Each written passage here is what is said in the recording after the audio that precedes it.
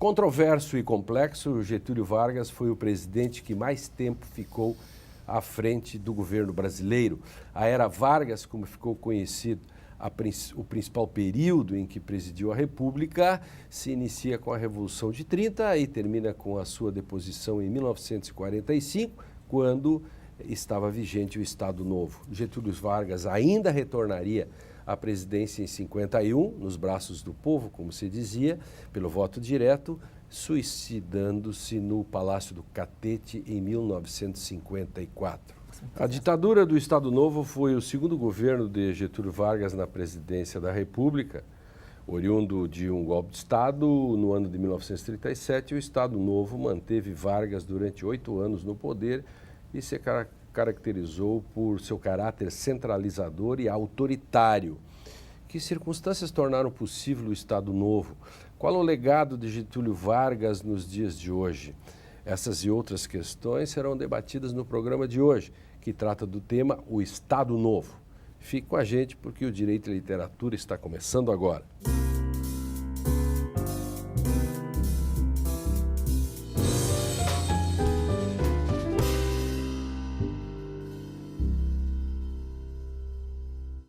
A partir de agora, você acompanha um debate que conta com a participação de professores de diferentes áreas do conhecimento que vão nos ajudar a entender questões do direito e da sociedade a partir de obras literárias.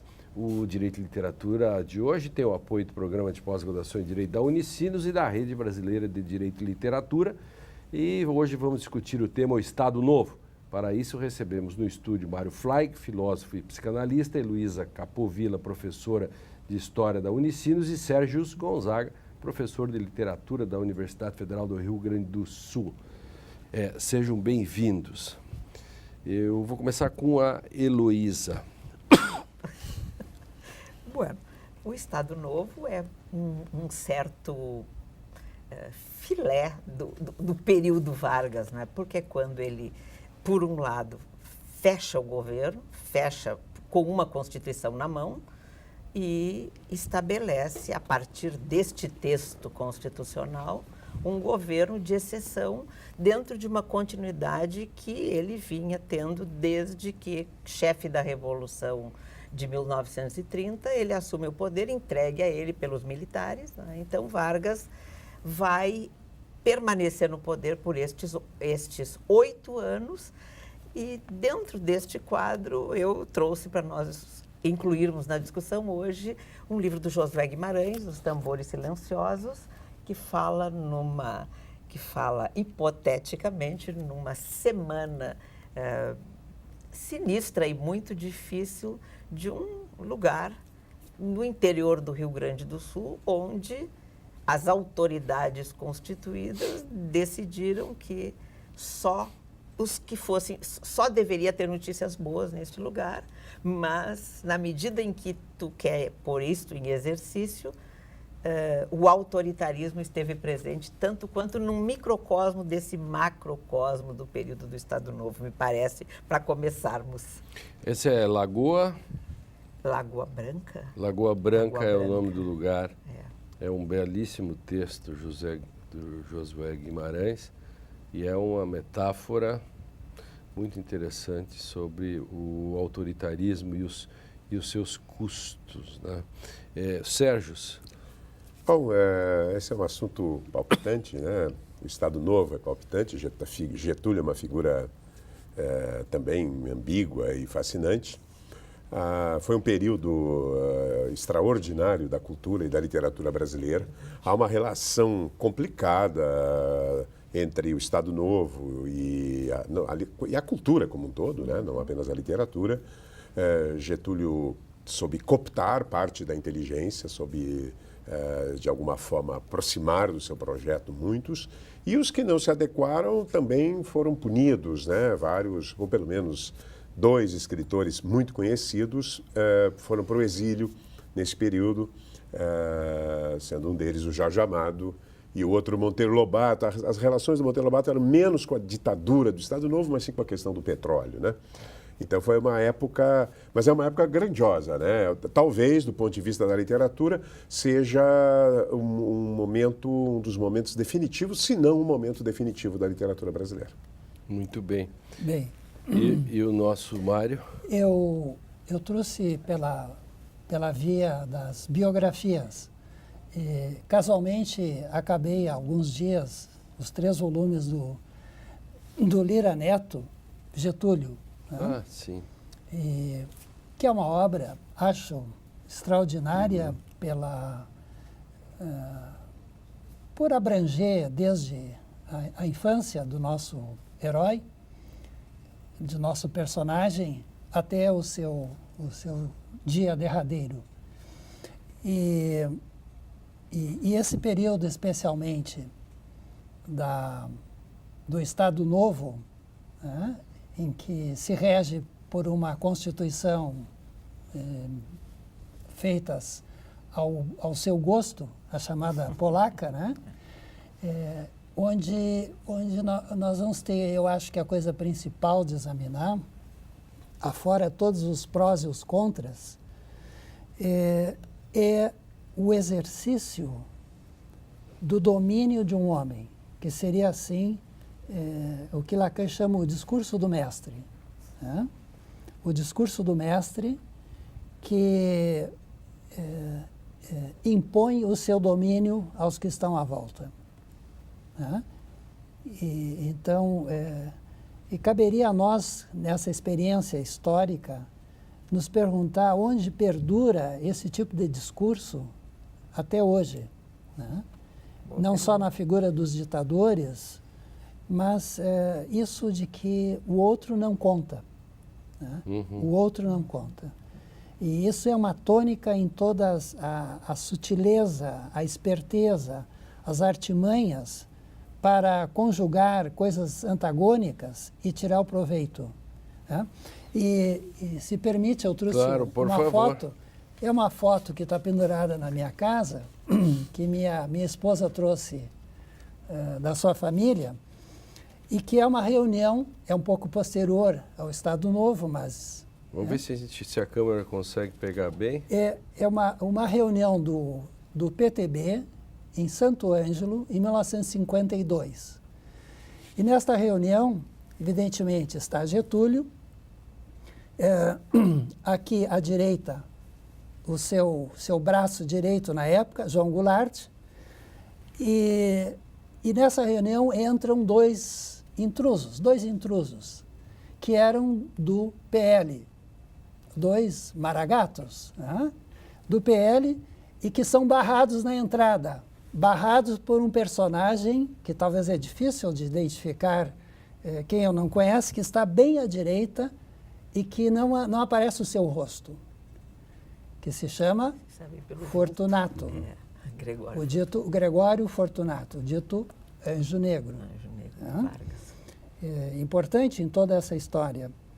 E quem entram são os 2 representantes do PL, o secretário que está aqui, que foi um deputado estadual do PL no Rio Grande do Sul, Dario Beltrão, que é meu sogro. Que é teu sogro. Já falecido. Então, veja, Getúlio recebe esses que eram seus opositores. Claro que sim. Veja, então, essa sutileza, essa artimanha de compor... Esse jogo político esse do jogo poder, político, né? e que ninguém sabia para onde ia, né? E que na hora que ele interessava, ele fazia um movimento que bem lhe dava na testa para manter o equilíbrio e se manter no poder. Perfeito. O Getúlio aproveita, ele impõe uma Constituição, o Estado Novo, enfim, mas ele aproveita, como até hoje se aproveitam setores da sociedade, e se aproveitaram durante muitos anos, de uma espécie assim de autoritarismo latente na sociedade, né? Porque tem um lutador, tem uma luta que o sujeito usa a força do outro, né, para derrubá-lo. Não me lembro o nome. Judô. O judô. Então judô. você aproveita a força do sujeito. E parece que no Brasil, agora a gente vê nas movimentações, né, Sérgio, como as pessoas ainda saem na rua dizendo queremos ditadura, na ditadura era melhor. Que coisa impressionante isso, né? E parece que Vargas soube surfar nessa onda, né? E era uma onda também, na verdade, mundial, né? Sim, A década sim. de 30, em função da grave e crise econômica que comoveu e abalou o mundo, foi uma época em que a democracia, seja na sua forma liberal ou numa forma hipoteticamente social-democrata, não tinha nenhum prestígio, né? A democracia está... Qual era o grande país democrático do mundo, com todas as suas limitações? Estados Unidos. Pô, afundou numa crise histórica, terrível, né? E se fechou para o mundo E também. se fechou para o mundo. E aí você vê, de um lado, a União Soviética crescendo a sua forma, cresceu muito nos anos 20 e 30. Você vê a Itália fascista, com os trens funcionando na hora, e você vê o fenômeno da Alemanha nazista, né, de recuperação econômica trepidante, frenética, vertiginosa. Então são os países, de alguma forma, modelares, né? Quer dizer, não... E aí, acho que no critério democracia, ditadura, você tem os modelos, um modelo que você pode pegar, né? E realmente não havia um modelo democrático efetivo. Os países ainda democráticos viviam também em terríveis conturbações internas, tipo a França. Então, eu acho que é o clima da época. Não dá para julgarmos, talvez, completamente o Getúlio como um tirano, como um ditador, sem atentarmos. Não se pode exigir que a mentalidade das pessoas seja superior à da sua época, né? Elas estão profundamente condicionadas. Mas também, Heloísa, aí tem o outro componente que é antes do Estado Novo, que é o golpe, que é a Revolução de 30, que tira o Brasil de um atraso, porque a gente pode dizer que Vargas funda as bases do Estado brasileiro. Mais moderno, ou deste Estado brasileiro. Desse modelo arcaico, agrário, exportador, a um corte...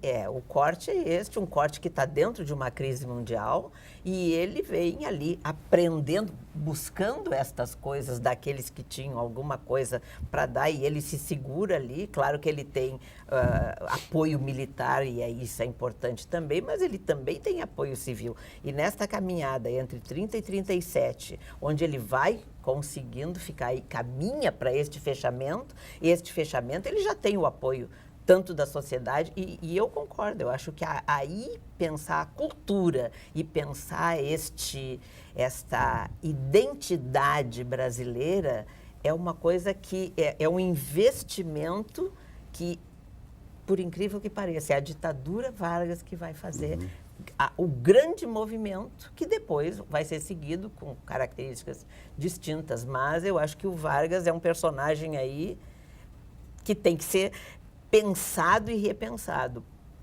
Ele não é um homem fora do seu tempo, não, mas ele é um homem que viveu incrivelmente o seu tempo e para além do seu tempo no sentido de pensar o Brasil, sim.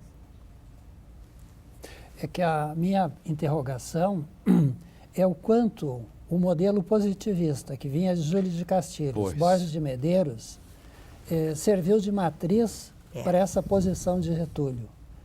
O quanto nós devemos, é uma pergunta, o que é que nós devemos ao positivismo como ideologia que sustentou essa virada, essa tomada de poder e a manutenção.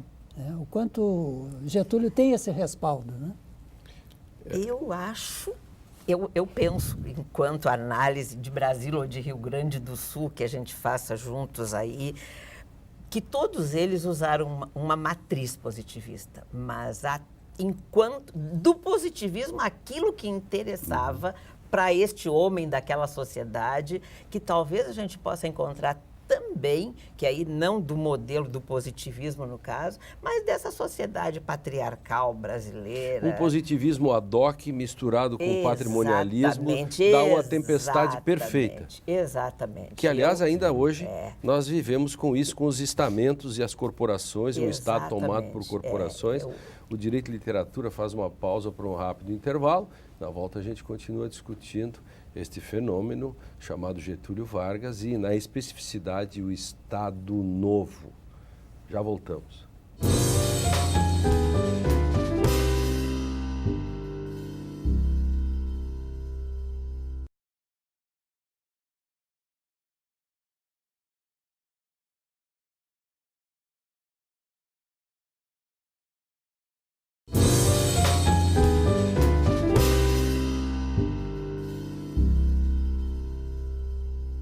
Direito e Literatura está de volta para debater o tema Estado Novo.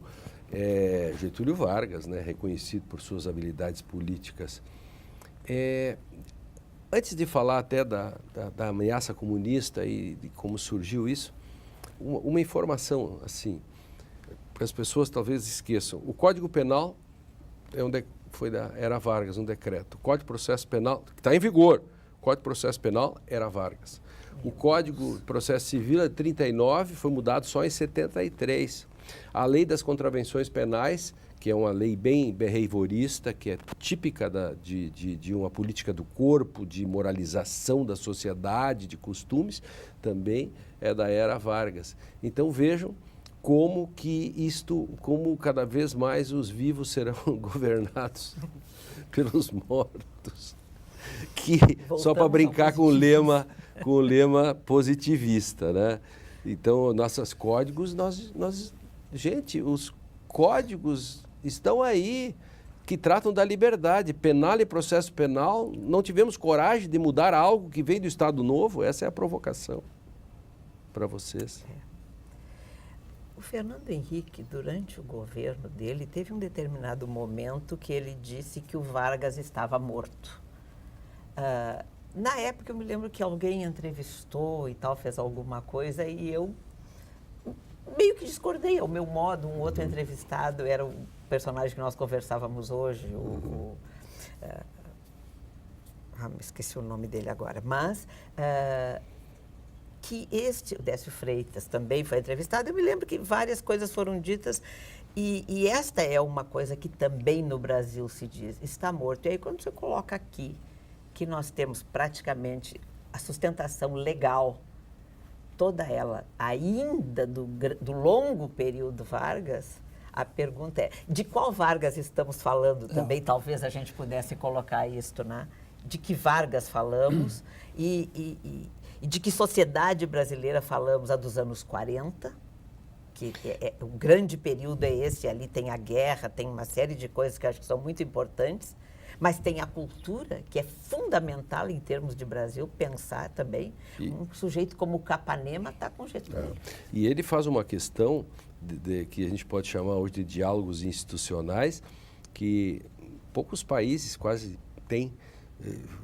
Diria que talvez a Canadá, Nova Zelândia, que é uma questão interessante quando tinha o dispositivo, artigo 96 da Carta Polaca, essa.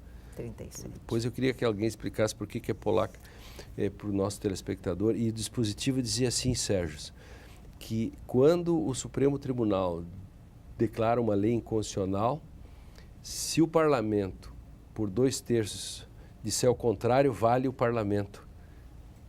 Ele tira a questão da judicialização. Cabeça do Vargas pensando algo que hoje é um problema porque judicializamos tudo. E ali ele já estava preocupado com as questões institucionais. Eu acho que todas as instituições que nós temos hoje, as fundamentais, são herdeiras do que Vargas fundou. Período Vargas. Toda a questão da CLT, né? Toda a parte trabalhista. Eu esqueci da CLT. Exatamente. Como é que eu fui esquecer da CLT? Carteira de trabalho, Bom, então, o Código de Processo Penal, o direito penal, processo penal, contravenções penais, o arcabouço do próprio processo civil e a CLT. E todo o aparato da propaganda, Sim, a voz do Brasil. Exatamente. E ainda neste contexto, fazendo, abro aspas, os brasileiros, ou seja, quem somos nós e que identidade temos.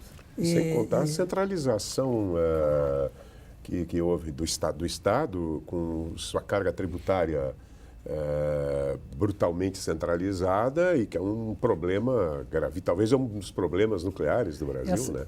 Mas que ao mesmo tempo era necessário naquele contexto, né? Essa federalização pela destruição, queima de todas as bandeiras dos estados. Todos os estados com interventores. Quer dizer, realmente essa centralização... Para fazer a nação. Na época necessária, né? Não havia... Mas a polaca é porque foi uma cópia da Constituição da Polônia. né?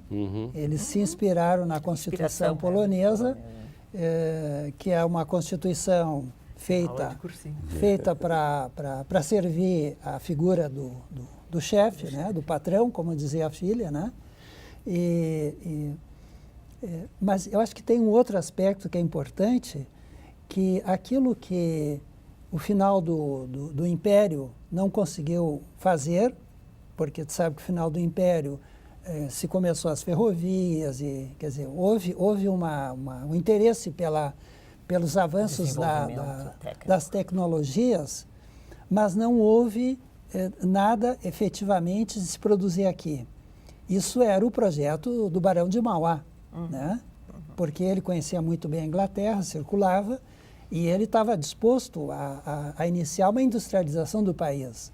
A primeira fase do processo de substituição de importações se dá com Vargas, e também a segunda a partir dos anos 40, né? Aproveitando um pouco a própria questão da guerra. Né? Isso. Então, o que ele fez em termos da industrialização, de começar pelas coisas básicas, a siderurgia, os minérios, as ferrovias, né?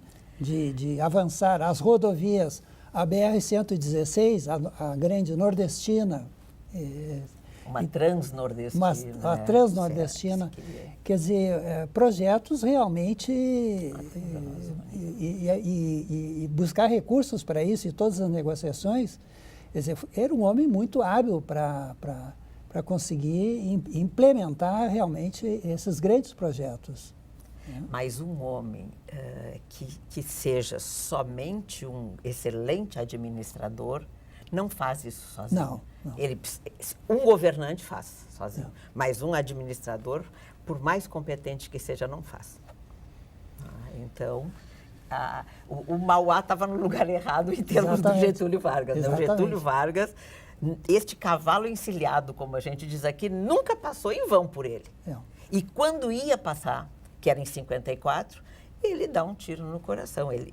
O morto... Ele surpreende todo mundo. Ele surpreende todos. E ele barra a revolução, o golpe que vinha vindo ali. Ele barra esse golpe. Esse golpe vem para 64. Agora, o que eu fiquei muito impressionado, eu não tinha me dado conta disso, que o candidato dele é que vai vencer as eleições. O Juscelino. Sim. O Juscelino era o candidato dele. Né? Sim. Na 54, depois. Nas eleições que vêm logo a seguir, depois do Café Filho, né? E como é que se comportava? Quem era a literatura desses anos do Estado Novo? Bom, eram os anos dourados, né? Porque você tinha jovens ainda produzindo, Graciliano Ramos, Jorge Amado, Zé Lins, José Lins do Rego, Érico Veríssimo e outros como Dionélio Machado. No teatro, Nelson Rodrigues. Na crônica, Rubem Braga. Na poesia, Carlos Drummond, Manuel Bandeira, Mário Quintana, Cecília Meirelles, Murilo Mendes, Jorge de Lima, ou seja, a nata. Na sociologia e antropologia, Gilberto Freire, Sérgio Buarque de Holanda. Também o primeiro, acho que, os estudos marxistas, não sei se o Florestan, mas o Caio Prado certamente é de 30 e qualquer coisa. Sim, Caio Prado. É uma época realmente muito... E de relações ambíguas, né? Havia uma relação ambígua. O Érico, por exemplo, nunca compreendeu o Getúlio. Você pega, porque o Getúlio não teve uma literatura, de alguma forma, sobre ele. Tem agora esse livro, tem alguns livros, mas nenhuma grande literatura sobre ele. O Érico, no Tempo e o Vento, no final do Tempo e o Vento, coloca mais ou menos em questão a figura, mas o Érico tinha um substrato maragato, como vocês dois aqui. Claro. Né? Nossa, foi tão claro. Uma herança maragata, né? E o Érico não entende que Getúlio representava, com suas contradições, representava exatamente a modernização do país. E que ele tinha um projeto, o Rio Grande do Sul tinha um projeto para o país, e por isso comandou a Revolução de 30. Era uma elite com um projeto e com preparo militar. Foram as duas condições que deram essa liderança insofismável da Revolução aos gaúchos. Né? Mas eu acho que os militares antes do Getúlio tinham um projeto Tinha um projeto parecido também. Tinha um projeto para o Brasil, que o Getúlio absorveu e transformou, se aproximando muito daí porque o Estado Novo. E daí porque os tenentes apoiaram o Getúlio de maneira entusiástica, né, em 1930. Havia uma noção que era por exemplo, os militares tinham muito a noção da integração do país, era preciso integrar. E isso era um monte de ilhas, né? De ilhas dominadas por coronéis, né? Então era preciso, só um Estado forte poderia fazer isso. É que os remanescentes do 18 do Forte, né? Que é 22, né? Esses vão conseguir chegar onde queriam em 64. O Décio Freitas o que fez uma diz, observação uma vez. O Décio Freitas foi fazer uma entrevista com o Getúlio, jovem jornalista, no fim dos anos 40. E o Getúlio saiu da sala, ele ficou mexendo na biblioteca. O Getúlio era um leitor. E uma das coisas que o Décio marcou é que ele pegou, estava o Saint-Simon. Isso está né? escrito, essa entrevista está escrita num livro do José Luiz Werneck Viana, publicado no Rio de Janeiro. Excelente essa entrevista. E aí ele diz que lá pelas tantas ele pega um exemplar dos Sertões do Euclides da Cunha, totalmente sublinhado e comentado, que também é problema dos Sertões, né? Quer dizer, o problema do Euclides, o Brasil precisa se integrar, o Brasil precisa formar uma nação coesa. Né? Isso não havia outra forma, a não ser através do Estado forte. Talvez o Brasil, como o Brasil começou a ser contado mesmo pela literatura, né? Os Sertões talvez seja sobre esse sentido, um tratado sobre o Brasil, Com certeza. que é a questão da integração, que Vargas tem que quebrar as estruturas estaduais, como o que se formaram, né? Mesmo aqui no Rio Grande do Sul, mas para o nosso telespectador de todo o Brasil, qual era a diferença mesmo de Maragato e Chimango? Porque isso é uma linguagem muito regional e o resto do Brasil, eles precisariam saber disso também. também. Fomos acusados agora, professor, o senhor nos defenda, por favor. É que os Maragatos, eles eram pela monarquia. Mas quando caiu a monarquia, Maragatos é porque eles tinham relação com os uruguaios, né? Que vem de lá esse nome. E aí, com a queda da monarquia, eles continuam com um ideal nessa linha. E eles vão fundar daí o Partido Libertador, Assis Brasil, e o Partido Libertador sempre defendeu o parlamentarismo, que seria... Que é o típico da monarquia. O correspondente ao modelo da monarquia. Isso. Ou seja, um presidente, né, e o primeiro-ministro, que se ele não está de acordo, ele vai cair, vai vir outro. Mas o ponto fixo é o presidente. O senhor será contestado na questão monarquista, né? Não que eu não seja, eu acho maravilhoso a monarquia parlamentarista, mas os nossos aqui, segundo o discurso do Gaspar Silveira Martins, uma vez proclamada a República, eles não seriam monarquistas, mas eles teriam uma federação onde federalistas, tanto que o partido vai ser federalista, é quase incompreensível, é um partido federalista contra um partido republicano, mas o partido federalista tinha esta distinção, um federalismo pela via Isso dá uma peleia, inclusive, logo depois. Pelearam muito, né? Ao ponto de se dizer assim, não se gasta pólvora em chimango, né? Visto que os chimangos não foram colocados aqui, os chimangos são os outros. No terceiro bloco a gente pode começar discutindo isso, né? Tem um livro magnífico, né, sobre Antônio Chimango, né? Que acho que foi o Sérgio que comentou esse livro aqui num dos programas. O Direito à Literatura vai agora para o intervalo e na volta a gente continua a discussão sobre o Estado Novo. No próximo bloco vamos continuar a falar sobre o assunto, aprofundando esses reflexos sobre a sociedade de hoje ainda. Já voltamos.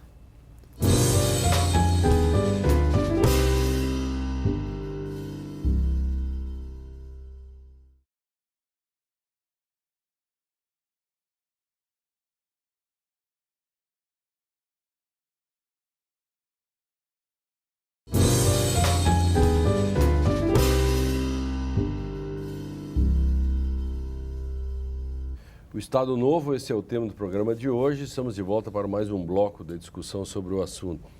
Querias contestar alguma coisa, Heloísa? Você que foi acusada de Maragato. Não, por quê? Porque tem os chimangos. Que o Getúlio seria então um chimango, né? A família do Getúlio tem a duplicidade. Tem o lado Dornelles, que é Maragato, e o lado Vargas, que é chimango. A esposa do Manuel Vargas, que fez a Guerra do Paraguai e voltou de lá general, ele se casou com uma fazendeira rica, né? que era Dornelles. Sim. Né? E a família se divide, porque... Especialmente neste episódio, Isso. 93, a família se divide. Na Revolução, na Guerra de 93, 1893, que é uma guerra entre ideologias, né? E não por posse de terra, mas por ideias, entre os federalistas, que vamos dizer assim, que vem de uma vertente monarquista, cai a monarquia, mas eles têm uma ideologia que hoje seria um modelo parlamentarista, e os republicanos. Então, os Vargas são republicanos, os Dornelles são federalistas. E essa é uma guerra que se dá no Rio Grande do Sul, histórica. No sul do Agora, Brasil, pode sul dizer, do porque Brasil. vai ao Paraná também. Né? O Rio Grande do Sul, né? Santa Catarina. É um Paraná. lugar, assim, nesse caso, por exemplo, São Borja, né? Tem 2 presidentes. Mais Brizola. Eu morei numa fazenda no ladinho de onde era do Janco, que era a Fazenda Santa Vitória. Eu morava na Nova Vitória e também conheci a fazenda do Velho Getúlio, que é onde aparecem aquelas fotos. Santos Reis? Sentado no alpendre, né, e onde ele recebia, né, os conspiradores, mas também os que foram buscá-lo para a eleição, etc. Mas eu queria, por exemplo, Estado Novo, algumas informações assim para vocês discutirem, para o nosso telespectador. O Estado Novo extinguiu os partidos políticos em 1937. Congresso, o Senado foi substituído por um outro modelo. Aconteceu no Estado Novo a questão do DIP, Departamento de Imprensa e Propaganda, da censura e essas questões. Da Hora do Brasil. O Getúlio do Estado Novo, ou um dos Getúlios do Estado Novo, acho que a gente pode dizer, é um Getúlio que a gente admira por uma série de coisas que ele faz e que, vamos dizer assim, completa ou cria um novo Brasil.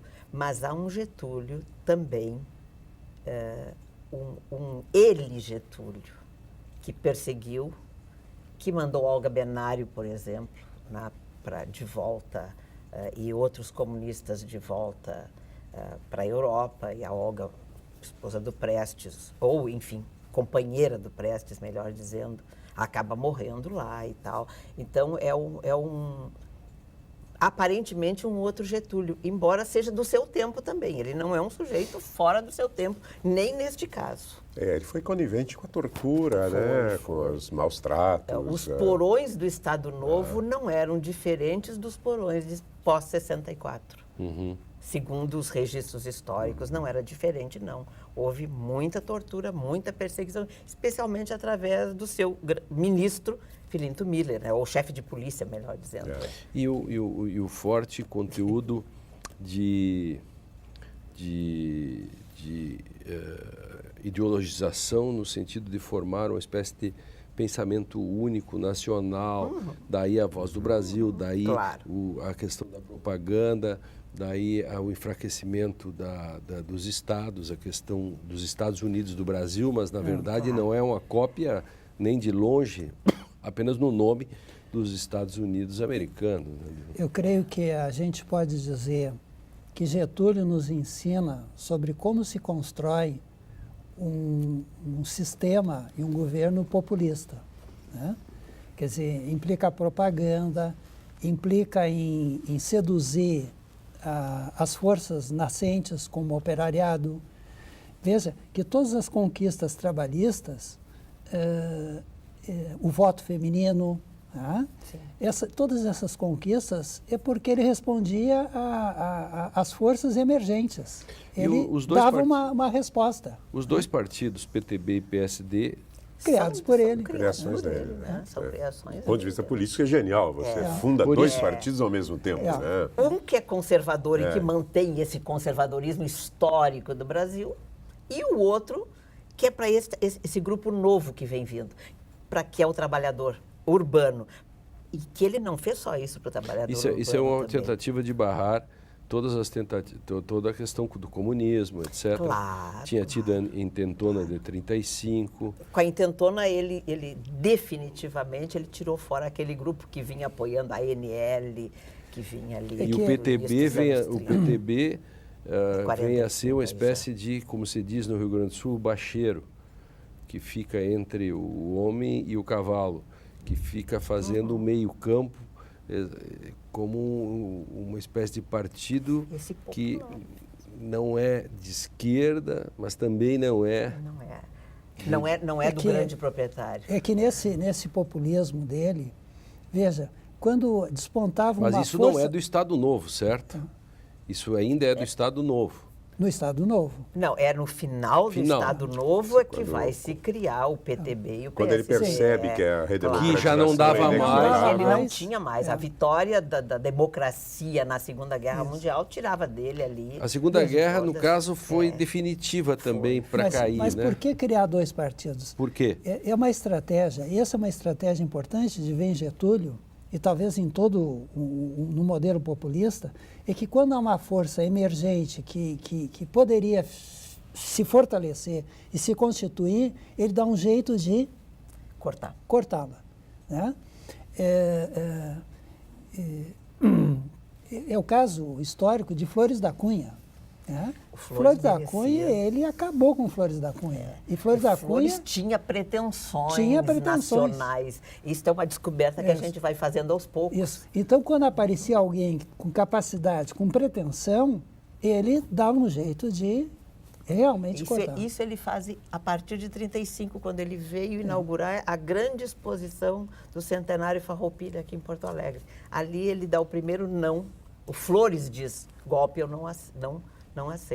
E a partir dali ele começa a tirar o pão. Mas ele fez pior ainda com José Américo de Almeida, que lançou candidato a presidente em falsas, ele sabia que não ia ter eleições, acho que foi 37 mesmo. Em 37 ele estava... E aí o José Américo lançou-se pelo país, era um escritor, um romancista e um homem que tinha sido ministro do Getúlio, homem aparentemente de total confiança. E o José Américo lançou-se pelo país. Não houve, de repente, o José Américo ficou no ar. Não tinha eleições, não tinha nada.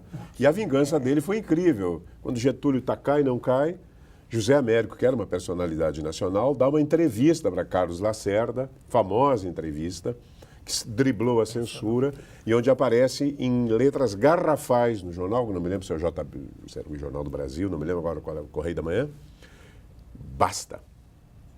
Aquilo ali foi assim, a gota d'água para a derrubada do Getúlio em 45. Porque o Estado Novo era de 6 anos, deveria ter caído em 43, mas em 43 estava no auge da guerra, o Brasil participando da guerra, mas aí teve o Manifesto dos Mineiros. E como é que o Brasil acaba entrando na guerra? Do lado era americano? bem o desejo do Vargas ficar desse lado? O Vargas estava literalmente na coluna do meio. Ele, talvez pessoalmente, mantinha relações e mantinha escritório de comercial em Berlim, em todos os... na Alemanha, e o representante lá era um ex-prefeito, não, ex-intendente de São Leopoldo, que era, no começo do século XX, foi o Gelser Neto, e o Gelser era o homem do Getúlio em Berlim, e só saiu de lá quando as relações diplomáticas e a declaração de guerra brasileira por pressão americana foi acontecer. É que só em 43. O armamento do exército vinha da Alemanha. A Krupp, os canhões... Sim, eram. E os ingleses começaram fazendo o bloqueio, né? Fazendo o bloqueio e toda a tratativa de conseguir deixar passar ainda o que já estava comprado. Quer dizer, Hitler prometia muito para Vargas, né? E ele fez um jogo ali de quebra de braço entre os americanos, os alemães e os italianos, né? Agora, o Oswaldo Aranha era pró-Estados Unidos. Sim. A maioria dos gaúchos era. E houve um momento ali, acho que foi 40 ali, que já era havia uma consciência pública, né? Nós temos aquele famoso Quinta Coluna, publicado pelo Sim, coronel Aurélio da Silva Pie. Pie, que é um livro que faz uma denúncia. Porto Alegre era um antro de espiões nazistas, né? Havia muitos. E um deles, por sinal, eu tive a oportunidade de conversar com esse homem, Kurt Meyer Clason, foi o tradutor do Jorge Amado, do João Guimarães Rosa, do Carlos Drummond, era um apaixonado por literatura, veio para Porto Alegre, se apaixonou aqui pelo Brasil, veio para Porto Alegre fazer negócios de exportação, importação, e ele confessou que, bom, ele acreditava na Alemanha, ele acreditava no regime, né? E que depois, que ele não sabia, quando ele voltou para a Alemanha, ele começou a perceber. E era o chefe do setor de espionagem nazista, porque tinha, na verdade, onde o centro mesmo, o eixo, era Buenos Aires. Buenos Aires. Claro, é Rio de Janeiro, Buenos Aires, era um grupo que circulava e aí... Né? Mas como o Getúlio tinha gente dele infiltrado em Todos os lados. E esta capacidade é que eu acho a coisa mais incrível. Informação. Era um homem que tinha uma habilidade. Ele dominava eu não sei se foi o isso. Augusto Nunes, se foi o Cláudio Bojunga. Muitos anos atrás, um jornalista fez uma comparação entre o Getúlio e o Juscelino. Juscelino tinha grande admiração por Getúlio. Mas assim, o Getúlio parece um político mineiro. Getúlio não falava, Getúlio silenciou, Getúlio ouvia, Getúlio refletia, Getúlio meditava, Getúlio... Há uma frase no Tempo e o Vento, não sei se é verdade ou não, que quando vai estourar a Revolução de 30, o Oswaldo Aranha, o Flores da Cunha, o pessoal todo avisa para o Getúlio que vão tomar o quartel e diz assim, se fracassar, eu vou mandar reprimir vocês. Quer dizer, era um homem Ele estava em cima do... Quer dizer, maquiavélico, no certo sentido. Certamente. E o JK, e esse homem parece um mineiro, né, silencioso. E o JK era um homem exuberante, fascinante, carismático, falastrão, dançarino. Ele parecia um caudilho gaúcho, né? Ele parecia o Oswaldo Aranha, ele parecia o Flores da Cunha. Fruto de uma bela época mesmo, assim, do brasileiro. Assim, eram realmente... Mas ambos tinham essa coisa que era de superar... Quer dizer, a política para eles era tão obsessiva que as questões pessoais eram completamente secundárias. O José Américo de Almeida. José Américo derrubou, a rigor derrubou. Sabe o que ele fez? 50 tomou poder, chama o José Américo e nomeia o ministro. Pergunta se ele quer ser seu ministro. Né? O JK tem uma história maravilhosa que eu li, que é o seguinte, uma campanha violentíssima. Eu acho que foi em Diamantina, para a prefeitura, ele concorrendo, se não me falha a memória, com Bias Fortes. Mas assim, de agressões, de morte. Terminou a eleição, terminou a apuração. Ele sai a passo, sozinho. O inimigo, não se cumprimentava. Bate a porta. Abre a esposa, abre alguém perplexa, está ali o inimigo. Ele disse, eu vim aqui porque eu preciso do senhor no governo. Que coisa impressionante isso. Vamos para um próximo bloco, para o último bloco, para continuar com essa maravilhosa narrativa e discussão sobre os tempos do Getúlio Vargas, o Estado Novo e das intercorrências e o olhar sobre a política que parece que já não é o mesmo hoje. Já voltamos.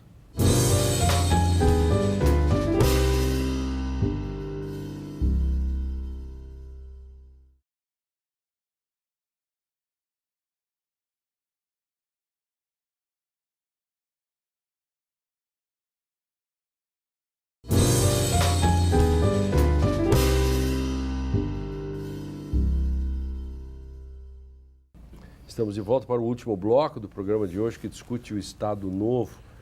O que nós aprendemos com aqueles tempos? O Sérgio tem uma boa história do Getúlio e que, no fundo, é a mesma que você contou antes do Juscelino, que chama seu adversário a questão de um olhar mais longe como estadistas. Aqui falamos sobre a Guerra Civil. Houve duas guerras civis muito sangrentas aqui. Em 23 houve a última, entre novamente os Maragatos, os libertadores, de um lado, e os republicanos do Getúlio, Flores da Cunha, Oswaldo Aranha, de outro lado. Havia um ódio, os ódios eram familiares, você não podia nem cumprimentar. Ainda peguei resíduos desse ódio em umas pequenas cidades do interior, ódios mortais. Né? Getúlio assume o governo do Estado, então chamado Presidência do Estado, e, para a surpresa dos seus correligionários, chama os inimigos, porque não eram adversários, eram inimigos de campo de batalha, inimigos de sangue. De sangue. E convoca-os para participar de um governo unitário, um governo conjugado para tentar resolver a crise do Rio Grande do Sul, que era uma crise econômica nessa época. A professora podia nos explicar até melhor. Que coisa, né? E dava, nesse chamamento, ele deu posse para todos os oriundos da oposição, também todos os prefeitos que tinham sido eleitos, ele também garantiu a posse deles todos, o que não era comum também. Então, eu sou obrigado a perguntar para vocês, nestes tempos de novo impeachment, que é o segundo em 20 e tantos anos, e de governos flafluzados, grenalizados, Palmeiras e Santos, enfim, essas dicotomias, como quisermos, e poderiam dar uma olhada no passado para tentar fazerem governos de coalizão, governos de prospectivos, vocês não acham? O que eu acho interessante, se vamos olhar para Getúlio, ele era um homem que tinha uma paixão pela condução da política, né? Ele tinha uma paixão por bem conduzir esse poder. É verdade. E não aparece nada de uma paixão, por exemplo, de enriquecimento pessoal, né? Aliás, quando ele descobre que o seu guarda-costa, o Anjo Negro, ele estava mais rico do que ele, isso é o desespero para ele, né? Quer dizer, essa paixão pela coisa pública, isso é uma coisa extraordinária. Pela política. Pela política. Né? Quer dizer, se ele fez coisas que hoje nós execramos, por outro lado, é um homem que estava realmente exercendo o lugar do que seja um político. Acho que isso é extraordinário. Já que a Petrobras está sempre na crista da onda nos últimos tempos, na sua volta, quando o Getúlio funda a Petrobras... Sim, cria a Petrobras 3 de outubro de 1953. Isso petróleo é nosso, aquela mão. Petróleo é nosso, né? Quer dizer, a vitória do Monteiro Lobato. Aí ele vai a Minas, recebido por Juscelino, onde ele fica encantado por Juscelino para inaugurar lá a coisa do minério, né? Uhum. A indústria do minério. A Vale, que hoje é a Vale. A Vale. Juscelino, na mesma época, está trazendo para Minas a Mannesmann. E já propondo um novo tipo, quer dizer, a percepção também, que é um grande estadista, né? Ele percebe que aquele modelo do Getúlio, que tinha funcionado espetacularmente naqueles 20 e tantos anos, esgotava-se, porque não havia mais capital no país para gerar uma ampliação. O nacional estava, não é que ele fosse abandonar, mas era preciso buscar capital externo. Abrir, né? São figuras impressionantes, né? Nesse sentido, a mútua admiração, né, que havia entre eles. Eu acho que estes dois, eu chamo, quando eu tenho que fazer personagens da história do Brasil, eu chamo tanto Getúlio quanto Juscelino, homens que pensaram o Brasil. Homens que pensaram no seu tempo e para além do seu tempo, porque se tu pensares no Brasil em 30, quando o Getúlio assume, e o Brasil em 54, quando ele morre, quando ele sai da vida para entrar na história, quer dizer, eu não sou uma, por tradição política, Maragata, não sou uma getulista, mas eu, como historiadora, tenho que reconhecer o Getúlio como um estadista que pensou o Brasil. Isso não invalida nenhuma das coisas que tu poderia dizer, não, mas ele fez isso, ele perseguiu aquilo, perseguiu, foi um homem do seu tempo, com todas as mazelas e defeitos, mas isso não invalida. Por falar em homem do seu tempo, né, nesses tempos de discussões democráticas, também aproveito para falar do tempo que está trancado, eu fico sem o controle do tempo aqui, quando eu estou falando com vocês eu posso me perder no tempo da modernidade. Mas eu tenho certeza que deve ter ainda meio bloco. Mas quando nós hoje estamos... hoje eu quero dizer, nestes tempos de impeachment, de algum modo, sempre se data as discussões. E não há como não datar, digamos, este próprio programa Direito e Literatura que acontece no meio de um processo de impeachment que tem tudo a ver com o nosso processo de apego ou desapego à democracia ou o modo como nós estamos com as instituições com gordura para queimar ou como a gente quer atravessar o caminho por vezes e não esperar, e isso pode sempre acarretar efeitos colaterais. Né? Eu teria um termo de comparação. Getúlio entra num beco sem saída porque o modelo econômico vigente estava falido. Né? Então, Getúlio não tem saída porque ele não tem mais como levar adiante a situação econômica do país. Quer dizer, em 54 ou... Em 54. 54. Né? Em 2015, nós entramos em algo parecido, quando quem tem a função política não consegue dar conta da questão econômica. Acho que quando se cria essa conjunção... Claudicante. Acho que eu penso que isso é uma medida de que alguma coisa realmente não está bem. Né? Quando a organização da casa, isso que os gregos chamam de economia, né? O nomos do oikos da casa, não está funcionando.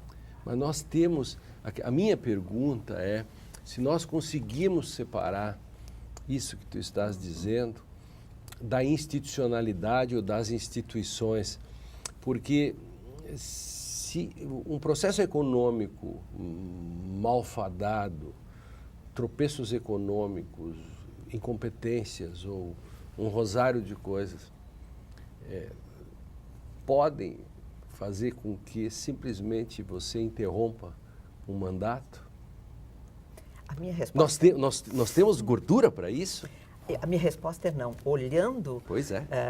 E assim, não com convicção, olhando os últimos 50 anos, digamos, desde a morte do Getúlio, ou olhando os 100 e poucos anos de república, dá uma média entre um golpe e outro.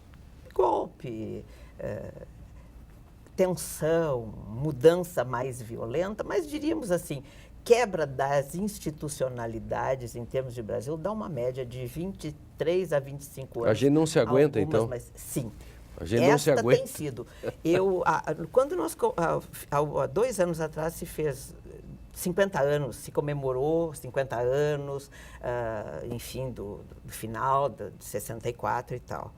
Lá naquele momento, chamada para dizer alguma coisa, eu lembrei, sei lá, olhando eu lembrei, eu disse, olha, acho que se este atual governo terminar o mandato, para o bem ou para o mal, já havia aquela... É lucro. É lucro, ou não, é a democracia, porque nós vamos aguentar. Sim, lucro para sustentar a democracia. Para sustentabilidade. Eu ainda aposto na democracia. E me soa muito duro a quebra da democracia, que eu vejo como professora de história. 45 segundos para quantos presidentes eleitos tiveram o seu mandato até o fim, cumpriram o seu mandato? É uma boa. Parece que são 5, né? São poucos. Considerando os 15 anos do Getúlio, ele teve um mandato que não terminou com um congresso. Porque ele levou ao fim o mandato que ele fez sozinho. Sérgio. Eu acho que começaram a se criar as condições objetivas nunca existentes antes, ou pelo menos não colocadas antes, do fim do presidencialismo e de um outro regime que possa efetivamente atender às exigências imediatas. Né? Você não pode se submeter a anos e anos de um governo péssimo, não há quem aguente. Né? Chega um ponto que as pessoas começam a protestar e os desempregados a aclamar. O presidencialismo de coalizão deu o que tinha que dar. Eu acho que a única questão é que não dá para trocar. A única questão é que não se pode trocar o pneu com o carro andando, porque o carro cai. E esse é o talvez. Perigo é cair tudo, né? E mais do que isso, não dá para torcer contra o piloto, né? Evidente. Se você está dentro do voo, né? Não deve quando está fora e não pode quando está dentro. Porque quando está fora, se torcer é feio. E se está dentro, não pode. Cai o avião. Por uma questão de sobrevivência. Quero agradecer o Sérgio, a Heloísa, o Mário. Direito e Literatura fica por aqui. Assista esse e outros programas no facebook.com/Direito e Literatura e no canal do YouTube, na TV Rádio Unicinos. Não esqueça de participar e fazer sugestões. Eu espero você no nosso próximo encontro. Até mais.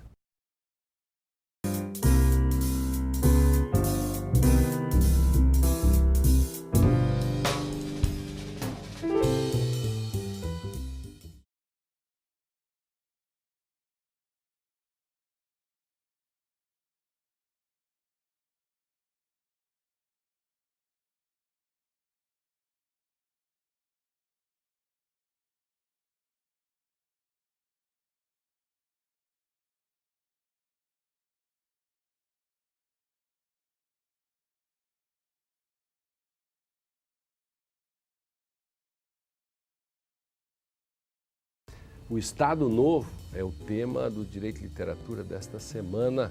Para o debate, contamos com professores que trazem referências literárias para melhor compreendermos esse assunto nesta contemporaneidade.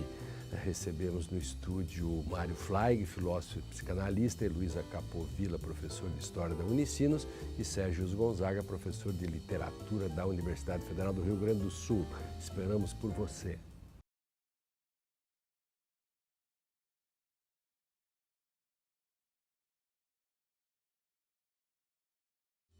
Olá, ouvintes da Rádio Unicinos FM, aqui é Lênio Streck, apresentador do nosso Direito e Literatura.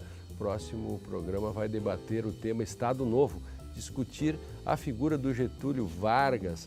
Maragatos, chimangos também entram na discussão.